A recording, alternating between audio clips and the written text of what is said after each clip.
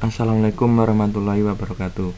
Perkenalkan, nama saya Alfian Nur Hidayat, NIM B100190389, Manajemen SDM Internasional. Di sini saya akan mempresentasikan hasil review jurnal internasional. Judul: Perceived Green Human Resource Management Practice and Corporate Sustainability, Multi-Group Analysis and Major Industries Perspective. Nama jurnal: Sustainability, volume 1, 17 halaman, tahun terbit 2021. Penulis: Tausif Jamal, Muhammad Zahid, Jose Moleiro Martins, Mario Nuno Mata, Hasib Ur-Rahman, dan Pedro Neves Mata. Latar belakang: gagasan bisnis yang didorong oleh kegiatan berorientasi laba berubah dengan cepat. Saat ini, bisnis dan dunia korporat telah menyadari bahwa orang-oranglah yang menjadi pusatnya semua kegiatan.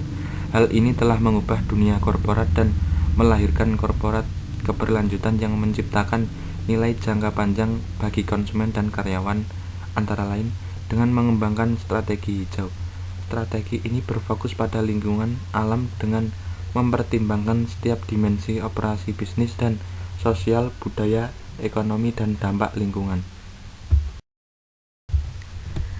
Tujuan penelitian: untuk menyelidiki perspektif industri tentang dampak GHRM praktik, yaitu rekrutmen dan seleksi ramah lingkungan, pelatihan ramah lingkungan, gaji dan penghargaan ramah lingkungan, dan keterlibatan karyawan hijau pada praktik keberlanjutan perusahaan. Hipotesis: H1.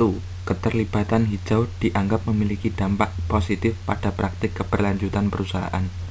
H2. GPR dianggap memiliki dampak positif pada praktik keberlanjutan perusahaan. H3. GRS dianggap memiliki dampak positif pada praktik keberlanjutan perusahaan. H4. GT dianggap memiliki dampak positif pada praktik keberlanjutan perusahaan.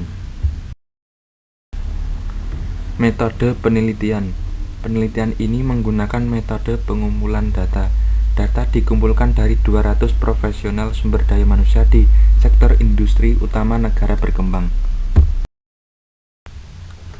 Hasil penelitian: temuan menunjukkan dampak positif dari 3 praktik GHRM, yaitu rekrutmen dan seleksi hijau, pembayaran hijau dan penghargaan, dan keterlibatan karyawan hijau pada keberlanjutan perusahaan. Namun, pelatihan hijau tidak memiliki hubungan yang signifikan dengan keberlanjutan perusahaan yang menarik.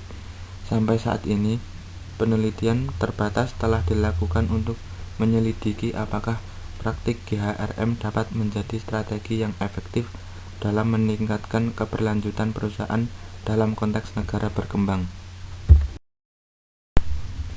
Keterbatasan: pertama, seperti dalam studi saat ini, persepsi responden industri ditanggap. Dalam studi masa depan, model harus direplikasi pada sampel umum seperti lulusan bisnis, akademisi, dan praktisi lain yang terkait dengan bidang. Kedua, di masa depan studi harus diarahkan pada aspek kualitatif dari praktik GHRM dan perannya dalam implementasi keberlanjutan perusahaan. Ketiga, teori yang tersedia yang digunakan untuk penelitian ini juga membuka jalan untuk mempertimbangkan budaya organisasi dan variabel orientasi strategis untuk studi masa depan. Ini akan dilakukan dengan memanfaatkan model moderasi dan mediasi dalam hubungan antara GHRM dan keberlanjutan perusahaan. Terakhir, studi di arah masa depan harus mempertimbangkan analisis multigroup dan sifat longitudinal, khususnya analisis data sekunder. Sekian dari saya, kurang lebihnya mohon maaf.